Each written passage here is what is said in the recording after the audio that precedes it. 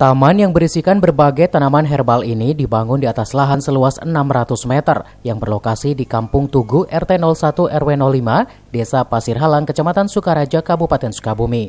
Taman herbal Bejo ini menjadi salah satu destinasi wisata unggulan pemerintah desa setempat di tengah masa pandemi COVID-19 yang berkepanjangan. Selain menyajikan aneka tanaman herbal, objek wisata ini juga menawarkan edukasi tentang tanaman obat herbal seperti jahe merah, ginseng, dan berbagai tanaman herbal lainnya. Selain itu, tempat ini pun menyuguhkan pemandangan alam terbuka nan indah dengan latar belakang area pesawahan, kolam ikan, dan saung untuk tempat santai bersama keluarga. Keunggulan lain objek wisata herbal Bejo ini yakni pernah menjadi yang terbaik untuk tingkat kabupaten dan menjadi juara 2 di tingkat provinsi.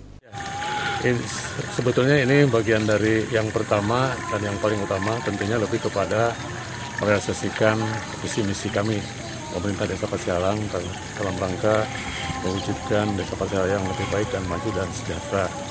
Selanjutnya, upaya-upaya yang kami lakukan, salah satunya mengedukasi kepada masyarakat tentang manfaat tanaman, terutama obat-obatan yang mengandung obat-obatan jenis herbal.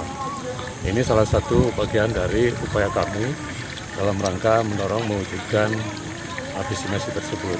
Tentunya hal ini juga dalam kondisi hari ini, di masa pandemi ini, juga ini sangat betul-betul bermanfaat bagi masyarakat, di mana kami mengedukasi kepada masyarakat agar mampu juga bisa memanfaatkan lahan pekarangan untuk bercocok tanam tanaman herbal.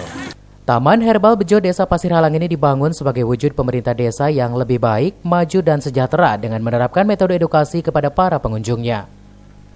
Dari Kabupaten Sukabumi, Isman Safa melaporkan.